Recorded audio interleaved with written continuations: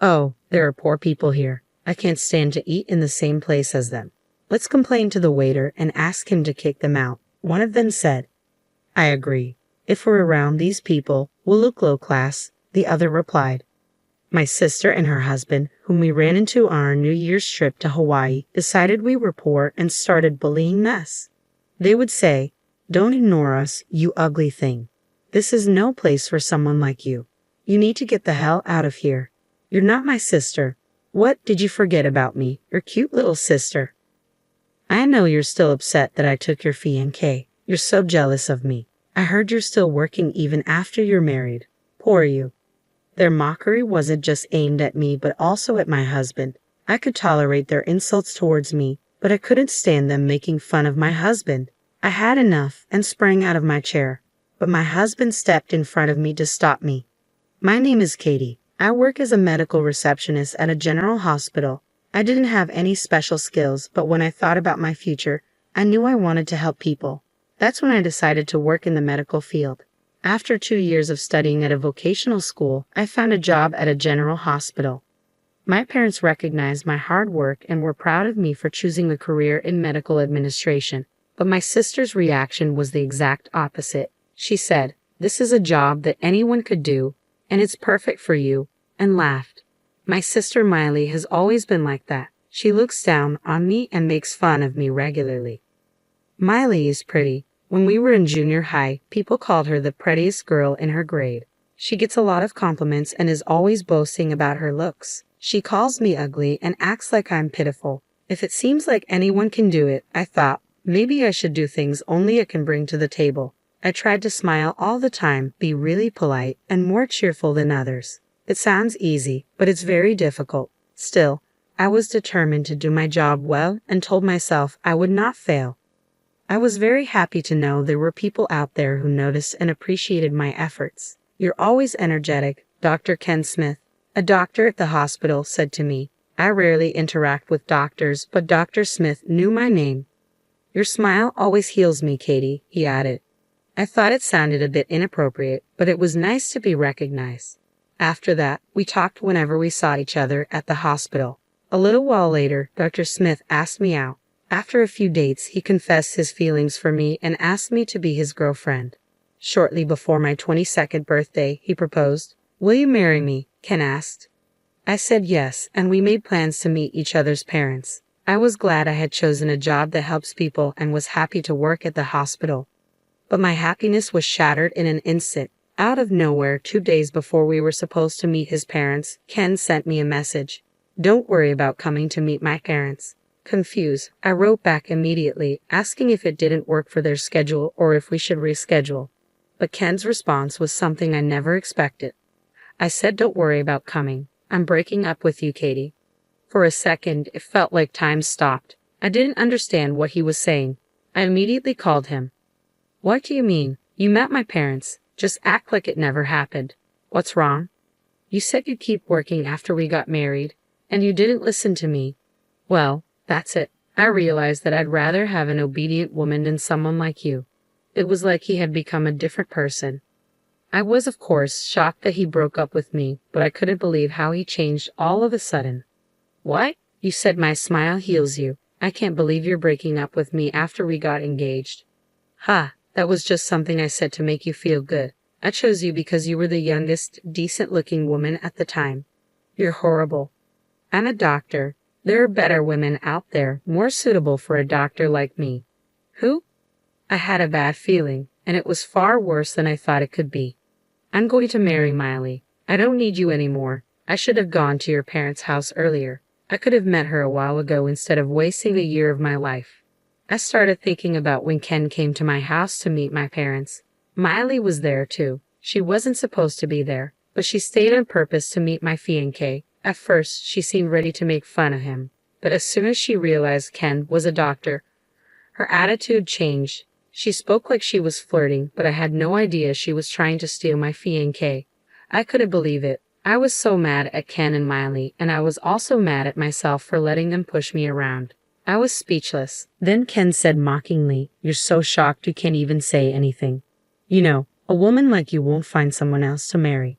But I'm sorry, I've already made up my mind. I'm going to marry him, pretty Miley. I won't change my mind even if you beg. Who would beg? Don't pretend like you're okay. It's obviously not true, and it's not a good look. What? Unlike you, Miley is very obedient and cute. She said she will be a housewife after we get married, just like I want. I asked her. I was irritated by his cheerful voice. I wanted to throw the phone across the room. Listen, I'm just going to be honest. Who would beg to be with a man like you? I've had it. I'm glad we're breaking up. I'm even more glad that I didn't marry a man like you. Well, you're just not cute. I was going to end it even if you cried and screamed. Good luck being a single woman, Ken said, and hung up after those hateful words. As soon as I ended the call, I received a notification. It was from my sister, and it said, I'm sorry I took your fiancé. When my parents found out, they disowned Miley and told her never to come back home. But Miley was still proud. My husband is a doctor. I won. I don't care that I'm cut off from the family. See you later, sis. Thanks for introducing me to Ken. Keep being ugly, poor, and alone. I realized they were perfect for each other, and I was so glad I didn't marry Ken. Even after we broke up, I had no intention of quitting my job, but I couldn't stand to work at the same place as him, so I transferred to an affiliated hospital. I put even more effort into my work, trying to be polite, energetic, and always smiling.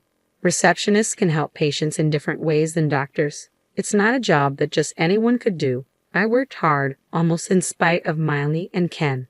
2 years after Ken and I split up, someone talked to me like he did. You're always so energetic. Thank you, he said. Although I thanked him, I felt uneasy. He didn't seem like he worked at the hospital. He could be a patient or a family member. I didn't want to be rude, so I put on a smile and waited for him to leave. But he didn't move. I asked, how can I help you? He smiled broadly. I've always thought you have such a wonderful attitude toward your work. I'd like to talk to you more. Would you like to go to dinner with me? No, thanks, I replied with a polite smile. He backed off that day, but this man was very persistent. Tyler Morris showed up almost every week after that, inviting me out for dinner. Eventually, I gave in and went out with him. By then, my bad impression of him had faded. More importantly, he understood how important my work is to me. After a few dates, he asked me to be in a relationship with him. I told him about my past and my fears. I'm not holding back, but I'm still scared. I don't want to go through that again. I thought I might have said the wrong thing, but he let out a bitter laugh and looked at me with sincere eyes. I'm so attracted to you. I would never make you sad or uneasy. Can you think about a future with me? I would make you happy. Tyler's gaze was enough to calm my worries. I made up my mind and decided to start a relationship with him. He genuinely cared about me. Even when we decided to get married after a year of dating, he respected my wish to continue working. My parents were overjoyed that I was so happy. They also liked Tyler, and we were able to build a good relationship with each other's families. I was living a happy, fulfilling life at work and at home. Then something happened. My husband and I went on a trip to Hawaii at the end of the year, the only time we could vacation and relax together. While having dinner at the resort restaurant, we ran into my sister and Ken. I couldn't believe my eyes for a minute. It had been about 3 years since I'd seen them. Even though it had been so long, Miley and Ken's condescending eyes had not changed. They caught sight of us and came up, grinning. Ah, there are poor people here. Hey Ken, let's complain to the waiter and ask him to kick them out. Okay, yeah, if we're around these people, we'll look low class, they said loudly on purpose, ensuring we could hear them.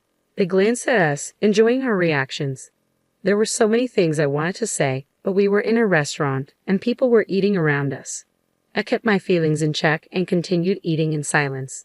Tyler, like me, completely ignored them as if he hadn't noticed their presence and smiled at me, saying, "This appetizer is delicious." Don't ignore me, you ugly thing. This is not a place for someone like you. Get the hell out of here. You're not my sister. What, you forgot about me, your cute little sister? Miley taunted. I know you're so upset that I took your fiancé. You're so jealous of me. I heard you're still working, even after you're married. Poor you. They started mocking not only me, but also my husband. I could put up with it if it was just about me, but I couldn't stand listening to them make fun of my husband. I had had enough and sprang out of my chair. All right, I was keeping my mouth shut, but just as I was about to snap, Tyler quickly stepped forward as if to protect me. He looked at me and said in a calm voice, "Katie, don't let these people make you angry." But they kept mocking Tyler, and I couldn't stand it any longer. He could tell how I was feeling and nodded reassuringly. Ken and Miley, watching us, gave Tyler a condescending look and snickered. "You poor people are all dressed up. You may think you're dressed nicely, but you're not. You guys are matching." Miley pointed at Tyler and laughed. I felt terrible for putting my husband through this, but Tyler didn't seem to mind at all. He turned to them and said matter-of-factly, "You two are matching too. Your characters match. You both have nothing better to do than look down on others." Hearing my husband's words, they looked furious. "What? Are you making fun of us? Don't talk to us, you poor bastard. Don't you know who I am? I'm a doctor. I help ordinary people like you. You have no right to make fun of me. Unlike you, a poor man with a plain wife, I can choose as many women as I want." Saying this, Ken hugged Miley with an arrogant, boastful look on his face. Miley and Ken did look good next to each other, but just as before, my husband replied to them in the same matter-of-fact manner. "I know what you're talking about," he said. "Ken, you interned at the medical school of University A and have been working at your current hospital ever since, right?" "That's right. Ken is a doctor at a big hospital. If you know his background, even an idiot knows the difference between him and a poor person like you," Miley chimed in proudly. Ken seemed somewhat surprised that Tyler knew about his background, but Miley's pride quickly turned to confusion when she heard Tyler's next words. "Yes, I know very well. We manage the hospital. We have to know who works there." "What? Management?" Miley stammered, her confidence wavering. Ken also seemed dazed, not fully grasping the situation. Tyler took out his business card and began to introduce himself. "Sorry for the confusion. I'm Tyler Morris, the new Chief Operating Officer of the hospital network."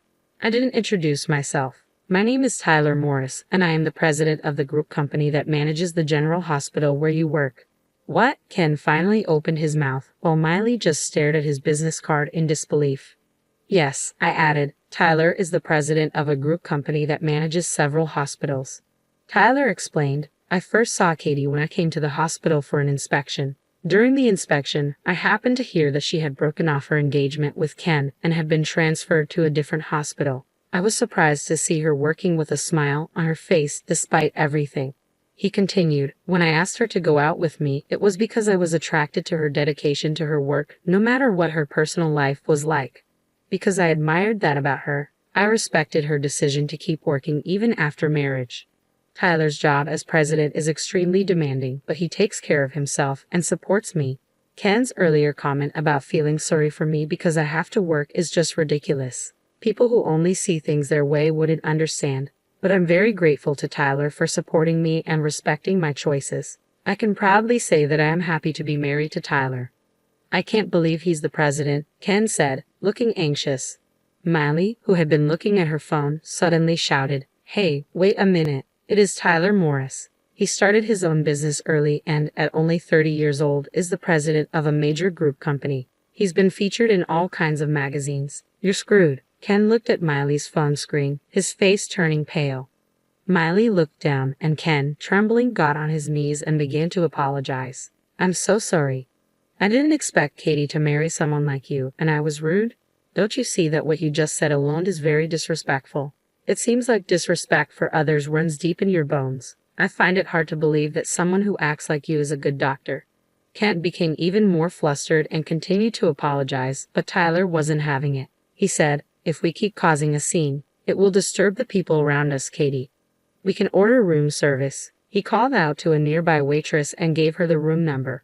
Then Miley screeched, "That room is one of the nice ones here. You're kidding, right? Let me go with you." How could she say that like there was any way I was going to allow that to happen? I said, "If we're around people like you, we'll look low class." My husband and I walked away. After getting back to Japan, Kent was given a pay cut when Tyler reported the incident. "Doctors are in high demand. I don't care. I'll quit." Ken was unable to find a job because of bad rumors spreading in the industry. The hospital that finally hired him had a bad reputation, a terrible working environment, and low wages. Ken and Miley constantly fought because they could no longer afford the luxuries they used to. Maybe this is why Ken had an affair with a nurse at the hospital. I'll make sure I get what's mine. However, there was no way my sister, who didn't want to lose her husband's status as a doctor, would easily agree to the divorce. They ended up going through a divorce settlement and both spent tons of money. After a year of mediation, the divorce was finalized, but my sister never dropped her extravagant habits and blew all the money from the property division in alimony. She now lives in poverty in a shabby apartment. Ken married the nurse he had an affair with, but a medical error happened at his hospital, and it closed. Both Ken and his new wife lost their jobs. Meanwhile, I recently gave birth to my first child and went on maternity leave. Through the birth of my child, I realized how wonderful medical work is. And once again, I felt proud of my job. I intend to continue working with Tyler to balance work, housework, and childcare.